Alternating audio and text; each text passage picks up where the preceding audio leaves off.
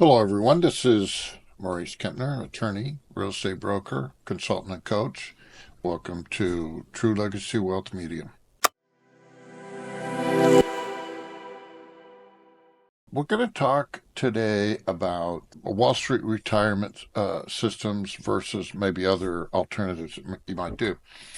Now, I'm not going to tell you what is the best thing to do in your situation because everybody's situation is different.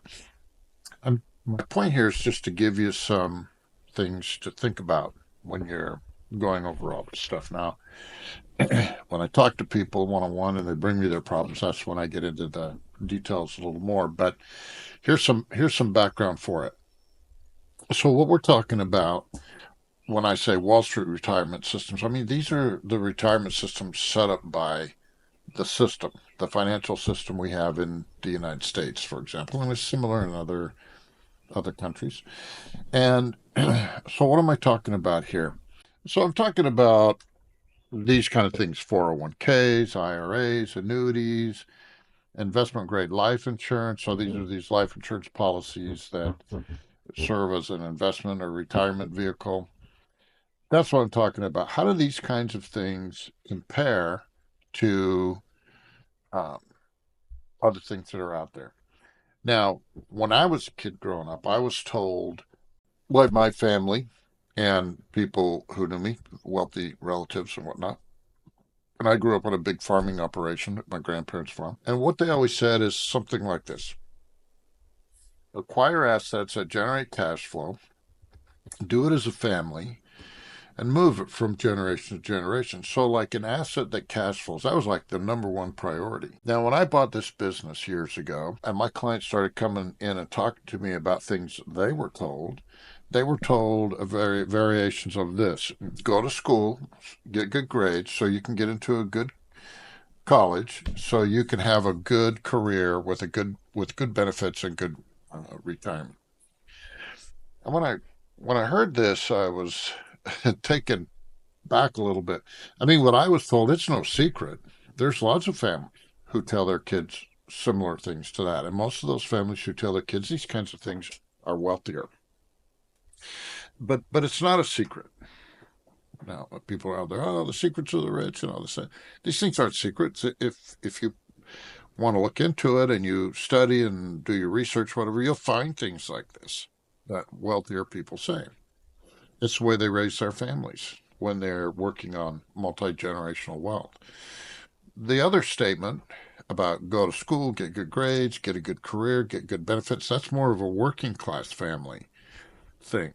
That's told by teachers in high schools and junior highs, and I mean, I'm not saying any of these people are bad. They're not. It's honorable and decent to be a school teacher. It's honorable and decent to have a job and a career. There's nothing wrong with it. But if you want to be wealthier and you want to create multi generational wealth, that kind of thinking is not really going to get you there, right? So I don't blame teachers for saying those things. They're members of unions, they're working class people, salt of the earth. There's nothing wrong with that. But that's how they think because that's what they do, and that's the way their parents raised them too. So that's kind of how you have to look at these retirement systems that are from Wall Street or from the system. So let me give you an example. Let's say I came to you and I said, we need to start this business or this investment, right? And in this business and in this investment, you're going to put up all the money. I'll put up none of the money, right? I'm going to get regular cash flow off of your money that you put in. You put money in as much as you can, as often as you can, and I'll get regular cash flow off of it. Okay? You won't. And you're going to take all the risk, right? All the risk will be to you because it's going to be all your money. It's none of it's my money. It's just your money. Now, maybe later, if this business goes good or the investment goes good, you'll get some profit too. Now, if I came to you with a business proposition like that, would you want to go into business with me on those terms? Right? So let's look at these Wall Street systems. You got Wall Street versus, let's say, business and real estate as an alternative. So the cash flow from these Wall Street systems, so I'm talking about 401ks, IRAs, things like that. The cash flow from there is from all the fees they charge you. Now they charge you these fees. A lot of them are a percentage of the account balance of what they're managing for you. Mutual fund managers, your financial advisors, things like that. They're all taking a piece of the pie. They're all taking a piece of your profits to pay them. And it's not even your profit because whether your investment goes up or down, they are taking this money from your account. So then you have little or no cash flow. Especially in most of these retirement plans, you have to wait until you retire. So they start getting cash flow right away. You have to wait to get cash flow if you're even going to get any. And then your cash flow, well, we'll get into that a little later, is different from theirs. Then they have no risk, right? They don't have any money at risk. They don't have any skin in the game. You do. You have all the risk. It was your money. It's your money that's being invested. None of their money is being invested, right? So they get this cash flow now for years and years and years up until the time you retire. Then supposedly you get cash flow. Now, if you run it carefully and you just take a certain percentage out every year and the market doesn't do too badly, your cash flow might last until you die. And depending on when you die and how long you live. But kind of what happens is if you live long enough, it turns into a race between whether your money runs out first or you die first, right? Which one is going to happen first? Are you going to die first or you're going to run out of money first? This is the race that happens a lot of times. If you don't manage your cash flow out of there, and when you take the cash flow out of these retirement accounts, you're selling stock or other things to get the money out of there, right?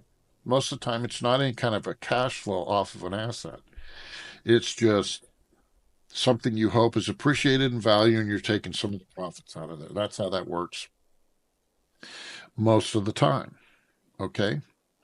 So that's that's basically in a nutshell what you're dealing with here. So what has Wall Street done in these retirement accounts? Let's go back to those statements we made originally where I said I was told acquire assets that generate cash flow. Boom. That's what these big wealthy people do. They have assets, they have businesses and real estate. I read somewhere 77% of all the real estate that's rental real estate is owned by just the top few percentage of the population because it's an asset that generates cash flow. They can acquire it and move it from generation to generation, right? That's not the same as a 401k. That's not the same as some kind of retirement plan, right?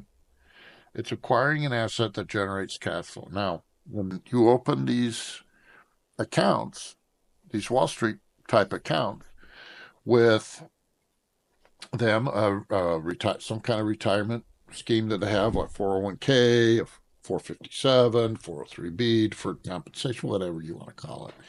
It's all kind of the same thing, right? They acquire an asset that generates cash flow. That's what they get.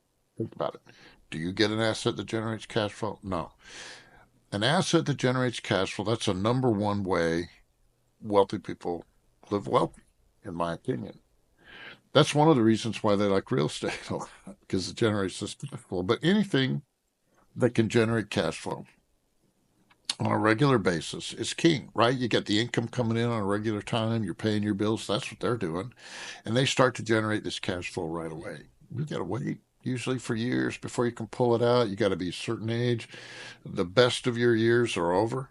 By the time you start to pull it out, they start taking it out right now. And it's all your money.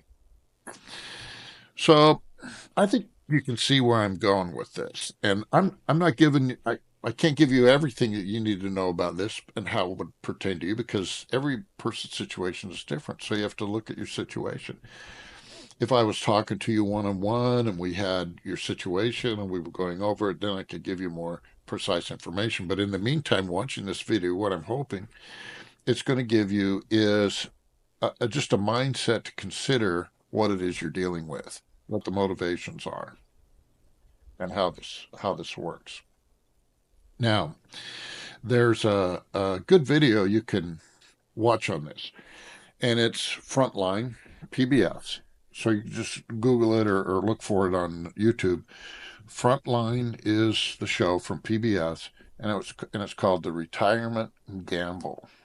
Okay, and the show's over an hour, and it was made a while ago. But it shows basically what I'm talking about here, what's going on with Wall Street, how this is an asset generating tons of fees and cash flow for Wall Street, and how it's just a big retirement gamble for you. Don't take my word for it. Watch the video, see what you think.